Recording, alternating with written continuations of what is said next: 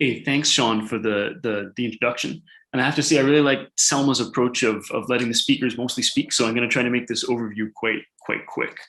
Uh, I think you can see my slides. Uh, we always have to show a picture of plastic waste to remind ourselves. Last night, I even watched a documentary that explained, although there's some high-profile deposits of plastic trash in the ocean, the vast majority of it seems to be still close to our shores and close to where we live. So it reminds me of Prof. Mbah's introduction from his childhood. So this is going to be a summary of findings that we actually got from focus groups. But then I'll be introducing our two panelists as well, just to help you appreciate what we're drawing on here.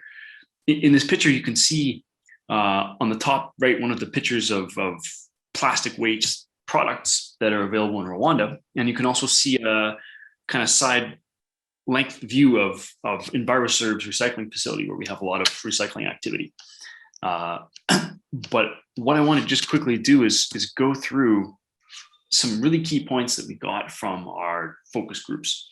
Of course, Gideon and Elka also participates in these focus groups, and they'll be sharing some deeper opinions from their own work. When we talked to government and policymakers, we were mostly focusing on Rwandan entities, but we heard some things that pop up everywhere, which is that there's a limited public awareness and it takes energy to reach people. There's this tension between short-term and long-term thinking in the business community. But also when we look at different sectors, even like the cleaning sector, or if we look at the family, we start to get a grasp of how this problem is happening. But even in Rwanda, where we banned single-use plastics, the invitation to pursue alternative packaging has actually been slow.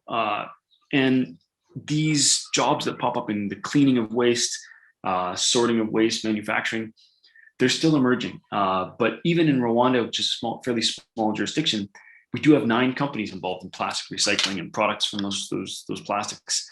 And even the question of replacing that packaging with some type of agricultural waste alternative.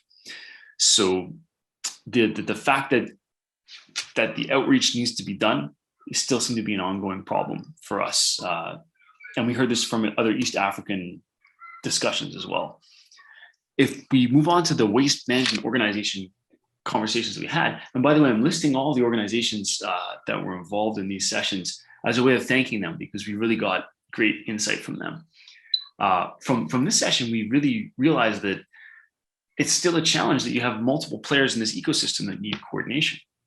And what you're going to see from, I think, all of the country leads is that there sometimes needs to be some sort of pull from the demand side that's encouraged by the government. So one thing that came up is that if we could just have some legislation that requires a certain amount of recycled content in construction, for example, can make a huge difference.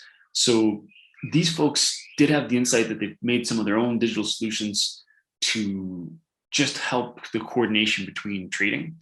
From our Petco colleagues in Kenya, we really were impressed by the level of integration that they had. And everyone agreed in the session that if we get EPR, the extended producer responsibility, it's really going to help bridge all these different parties. So that was something that we saw pretty strongly there. We also convened some discussions among people who do research, people who do consulting.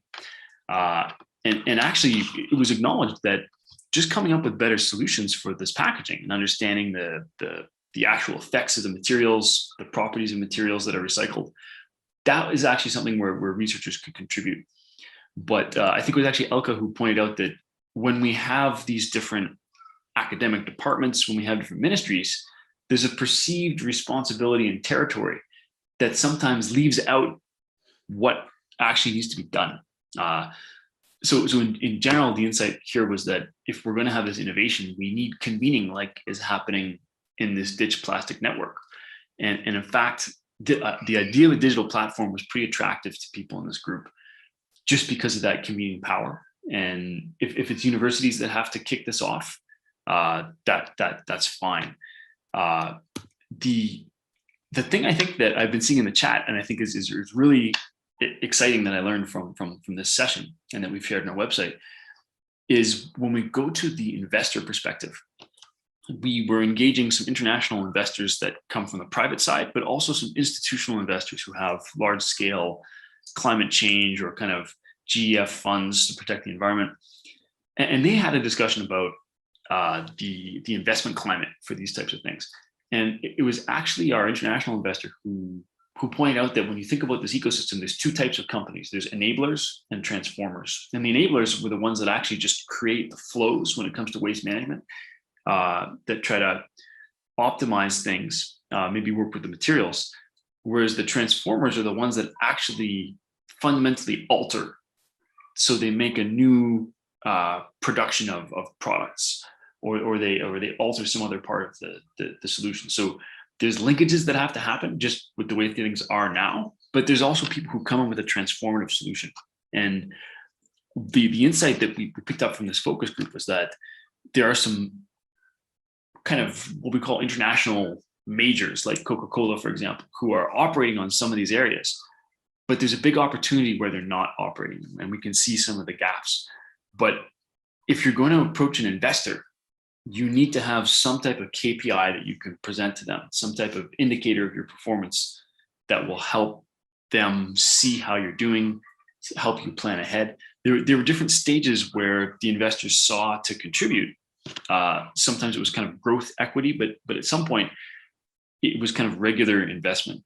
But both of the investors we spoke to had this perception that there's a lack of investable private projects. And sometimes this is complicated by the involvement of the informal sector being so important. So organizing that informal sector seemed like a challenge that the investors were interested in. But at the end of the day, the digital organization that we can have of these different stakeholders and the collaboration, those were things they saw as being big opportunities. They also thought, like the academic and consultant group, that understanding some things about the materials might be a place where we need some research. So the people who are doing these digital innovations are also a group that we talked to, and they ranged from people processing materials and making products to people organizing collections like Yo Waste Uganda. And what they noticed is that they operated in different countries. They often had problems accessing the right kind of skilled labor. They had to do the training themselves. Getting the equipment to process things was also a challenge. And then when they put these products in the market, the fact that their packaging just costs more to produce than from virgin materials is something that is just a struggle for them. And if there could be links to R&D with the universities, they thought that was definitely something that was not exploited, and they weren't sure how to do that. So again, the digital platform could be attractive for that. But when we discussed how they might scale, we realized, especially waste collection is a very regional, local thing. So when you think about how to arrange this whole thing, it matters a lot how the regulatory environment is structuring things like incentive or competition. We saw very different situations in Uganda versus Rwanda. So the idea of a company scaling across borders, it seemed pretty daunting. And typically everyone in this group, they're very familiar with being close to the business, close to the details and the operations, but they needed some support when it comes to requiring recycled content or compelling producers to have responsibility for their products. There's a lot of details that came up. Here you can just see some pictures of things that have been happening in East Africa. On the bottom, you can see plastic bags created in Rwanda from waste. You can also see Yo Waste's app being used in their cartoon promotion.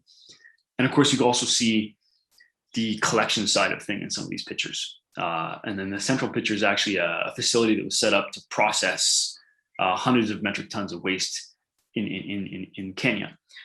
So that's just a kind of a quick overview of some of the things that came up. I hope it provokes some questions. But what I wanted to just quickly move on to is a quick introduction of the panelists for East Africa. So I'm going to quickly introduce them. I'm going to allow them, I guess in the order you see here, to make a statement, make a presentation if they like to, and then hopefully we'll have some more time for questions as well. So one of our panelists is Gideon Mpungu from Yo Waste. He is a graduate of Makerere in computer science, and immediately he and his co-founders started thinking about digital solutions that they could create. So Yo Waste, he can tell you more about it, but it essentially connects the customers to the waste collectors. So he'll be saying a little bit about what he does. Elke Nijman is a consultant who's been based in East Africa for actually over 6 years, working on circular economy, and in particular, the agricultural and food aspects. She has a master's in public administration from Radboud in the Netherlands, but she also has kind of a core biology background as well. So she can really understand the chain right down to the beginning. So that's enough from me. Maybe I could invite Gideon if he has a presentation or if he just wants to speak to talk a bit about what's going on with Yo Waste. Then we'll hear from Elke, and then hopefully we can have some time for questions, if that's okay with our general chair, Sean.